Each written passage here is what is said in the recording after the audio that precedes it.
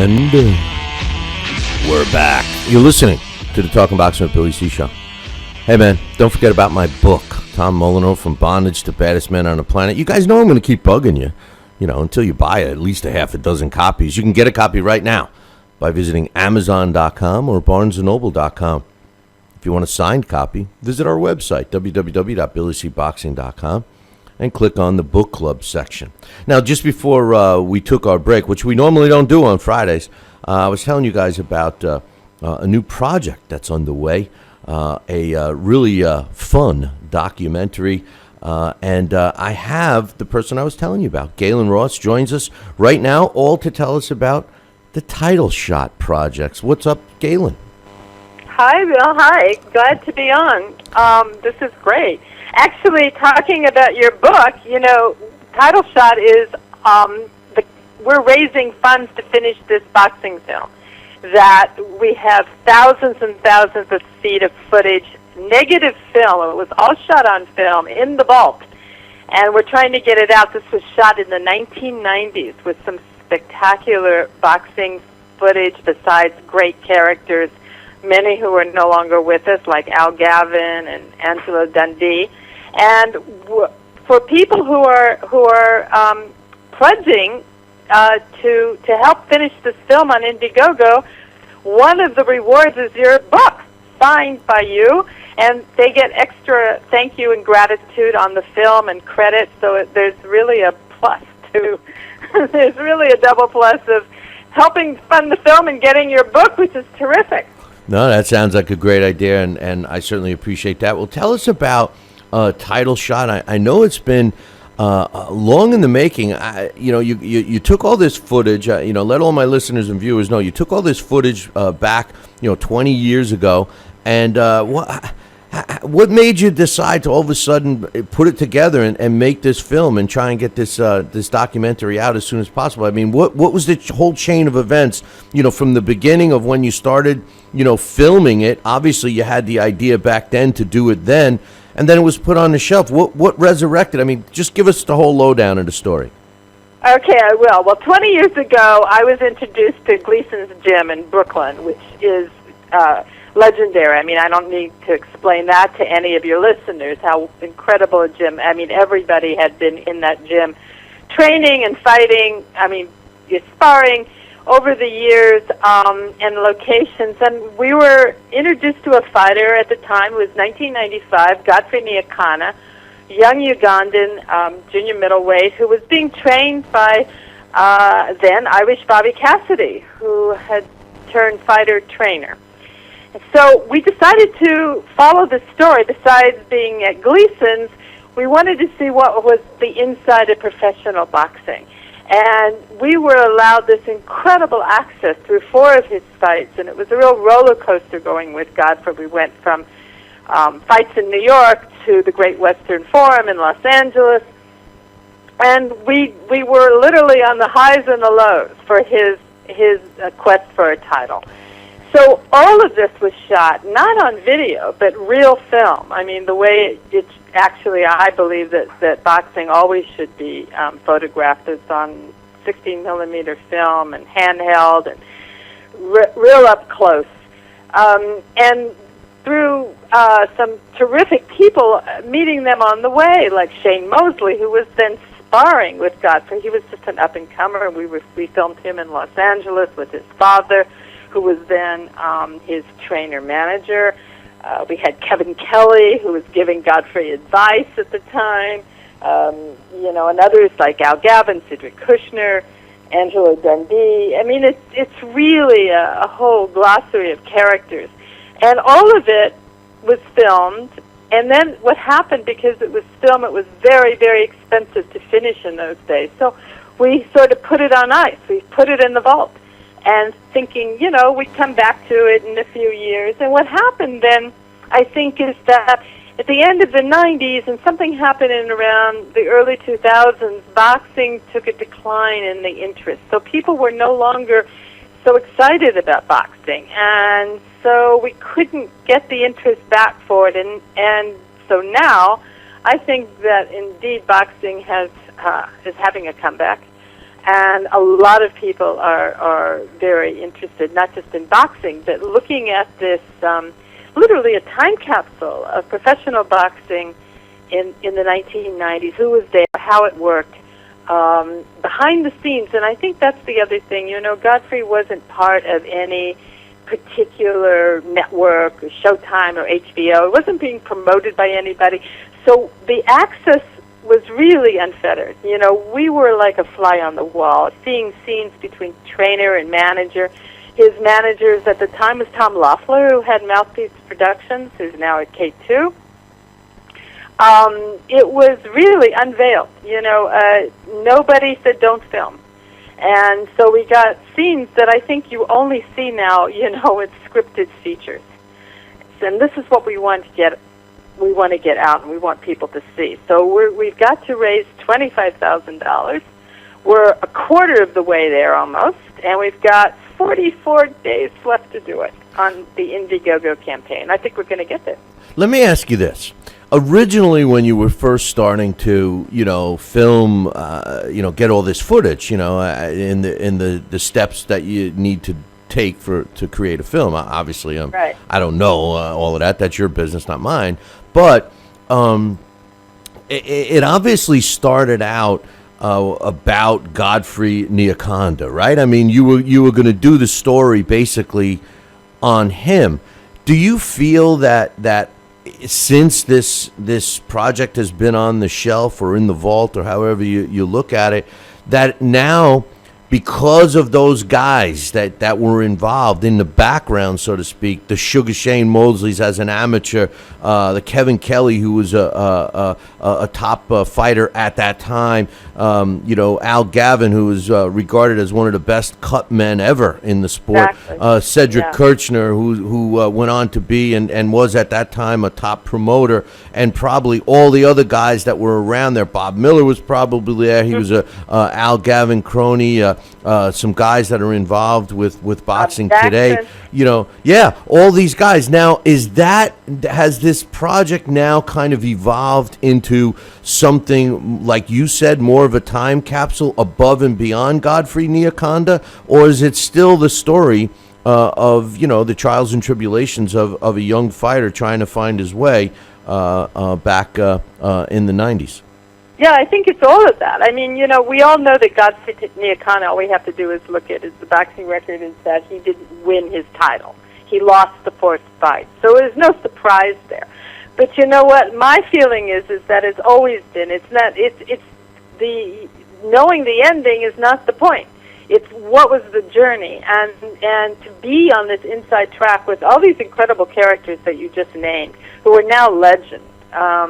And they're, many are no longer with us. And those who were filmed at the time, some are still fighting, like Shane, and others are not. And Bobby Cassidy is no longer training.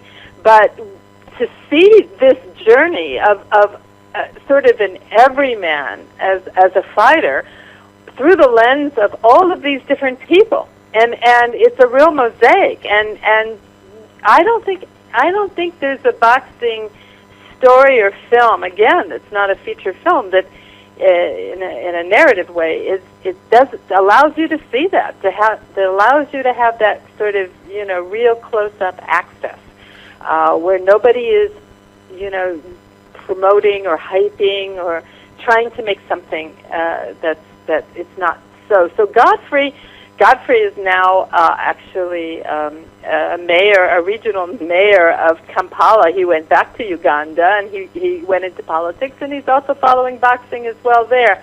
And what we'll do is also follow up on some of these fighters and people that, who are still with us, who are in the film. But I think you're absolutely right. It's all of that, and I think that's what makes it so rich. I think that another important piece of that, and I don't know if this was just by accident because you happen to have walked into that place, or if it was done purposely. But Gleasons, in Brooklyn, that's a historical place for boxing. My man Bruce Silverglade, I know when you and I talked several weeks ago, I can't wait to watch the movie because I want to see Bruce with some hair. So I'm looking forward Bruce to that. likes that part best because He will always be young in the film. That's right. I think it's funny because Bruce is. We also have to say that there's some great consultants on the film. I mean, Bruce is one of the consultants, as well as Bobby Cassidy's son, Bobby Cassidy Jr., who is a sports journalist now. So Gleasons is just.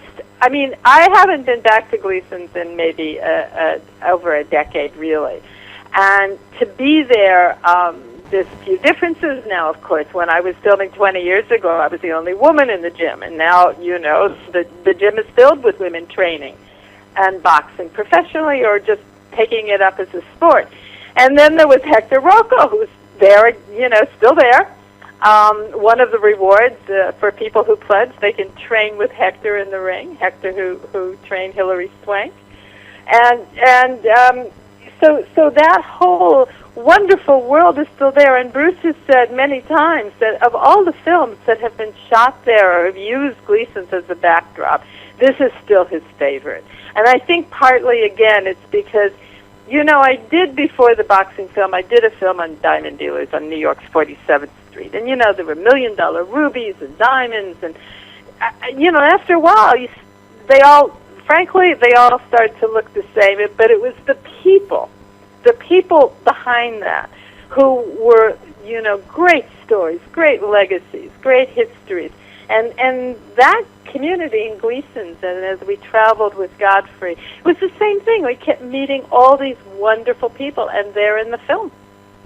That's great. I mean, I love, that must have been, for me to all of a sudden review that film that was away for that long, it would have been like Christmas time for me, seeing all that stuff, that's great. So tell me, and the listeners, this whole project is to help with the financing of getting this project going and in the theaters or wherever you're going to bring them. Tell us about how this project works and how they can actually be part of it. Not just you're not just there with your hand out for money. You're making potential investors part of this project. Explain how that works. Well, it's a little different than investing. Indiegogo offers people the opportunity to contribute to a film and to see that it happens, and with that, they get rewards, they get credit. Some of them even, there's even rewards where they could be associate producers. They can be involved in the film any way they want in the way the rewards are set up. I mean, you can pledge as much as $5 or $10,000. I mean, there's a range of rewards, and it's really amazing how many. We just got pugilist boxing gear just put on their boxing gloves as a reward, signed by Mike McCallum. So, and we have, for people who don't box, we have Mike McCallum signing gym bags. So there's all sorts of rewards that people can get. What we're trying to do now is very simple. We're trying to get this negative film and get it all transferred to the lab, all the audio, so people can finally see what we have, and then we're going to start putting it together for the feature documentary. And what's great about people coming on board now is that they can follow this whole process. They're going to be involved in what we got, what we're developing. They'll see it before other people can see it. One of the rewards is they get a special download, video download of what we have. So there's really, they stay involved all the way up until the opening night. Well, I want to be... I don't know where it's going to be, but it should. We definitely should do something at Gleasons, that's for sure. And the other thing I want to say is that one of the rewards that we're going to be putting up is that we're going to allow people that whatever they pledge, and this is very important to me, that whatever they pledge, $1 or $2 of whatever they want to give to the film will go to Ring 8, which I think is an amazing organization that helps boxers help boxers. And this is something that we're going to do this weekend, too, is to make that possible for people so that they can contribute to Title Shot, but they're also giving to this terrific organization. I have people in the chat room asking me to ask you what type of donations, how small can donations be? They can go as little as $5. I've got rewards at $10. I've got $50. I think your signed autographed book is at $60, but they get all sorts of other things with that. We have T-shirts from Gleasons. We have the play by about Bobby Cassidy called Kid Shamrock that his son and Bobby are both signing. His other son, Chris Cassidy, is an amazing photographer, and we have a whole set of boxing photographs that Chris has donated as an addition for rewards. So it's really, I think we've got like 20 rewards up there. Training sessions with Hector, gym membership at Gleasons, and the pugilist boxing gear, which is really terrific. Yeah, that's great. Hey, is the body snatcher Mike McCallum? I love the guy. He's a buddy of mine. Is he in any of the footage? Because I know he trained at Gleasons around that time. No, we didn't film him. We didn't get him. But he's really being terrific about signing these items for us, and that's going to be great. I mean, what's better than walking into a gym with a pugilist bag with Mike McCallum's signature all over it? I mean, that's great. I tell you, he's one of the greats, and he's a great guy to hang with too. I'm glad you clarified that, because some of the misconceptions, even with the people that are hanging around our chat room right now, was that the minimum donation was like $25. So I just educated them. They know that anywhere, $5, $10, well, $15. That's good to know. So we don't. So I'll make sure that people know that everywhere, is that they can contribute as little as $5 and still be part of this. I mean, as I said, no pledge is too small. And the great thing about Indiegogo is that we'll get all the funds that we receive, and that they'll get all the perks and the rewards that they want. And, just as a side note, before I became a documentary filmmaker, I guess you know that, Bill, that I was an actress. Did you know that? Yeah, when I did my research on you, I saw that, and you decided to get on the other side, huh? Well, yes, but one of the rewards, here's the full admission that I was the actress and star of George Romero's Dawn of the Dead and Creepshow, which some of your listeners might remember. I remember that. I remember Creepshow. I thought it was cool. I thought it was cool. That was in that was like mid-late 80s, right? I was drowning with Leslie Nielsen trying to kill me with Ted Danson. That's right. Leslie Nielsen.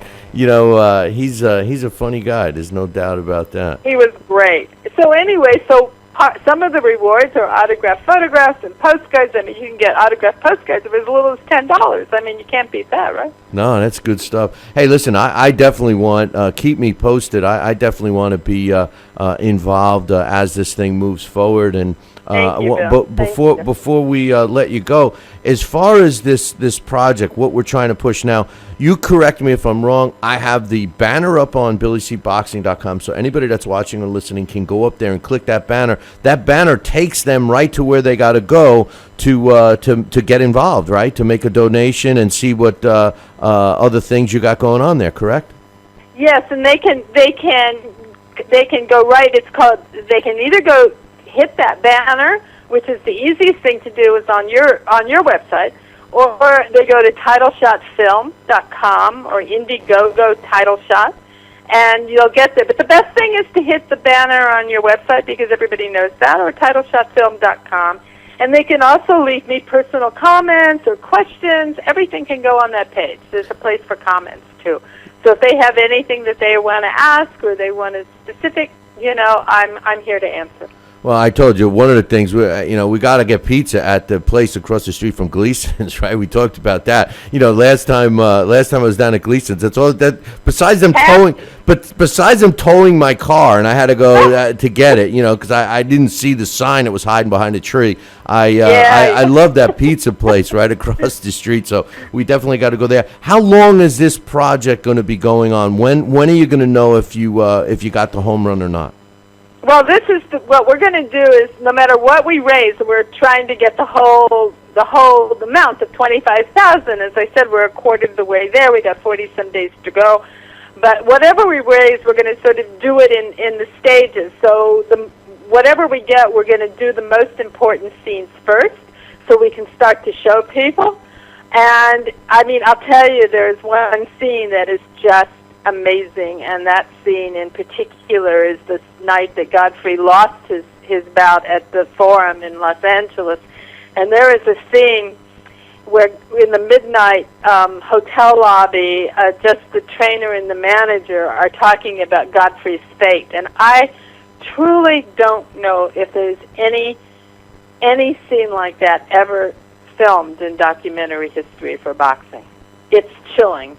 You know, the pain, especially when Bobby Cassidy, who was a fighter and understood exactly what Godfrey was going through, starts to explain to everyone, to the manager and the other people there, what Godfrey must be feeling now at the moment. It's just amazing. Hey, and that's the kind of footage that I want people to see. It's great stuff, and especially at the time, see, a lot of people today don't realize, you know, because of the explosion with media and how easy it is. I mean, people are at an event and, you know, they got their phones and they're streaming what's going on back to whoever, you know. So for this to be, you know, in a time capsule like you referred to it earlier, I think is the best way to describe it. One last question about Godfrey Nia Conda. What's his thoughts that this is being resurrected, so to speak? Is this something that he forgot about, or is it something that he's really excited that, you know, he's part of, or what's his mindset about I think he's thrilled. He's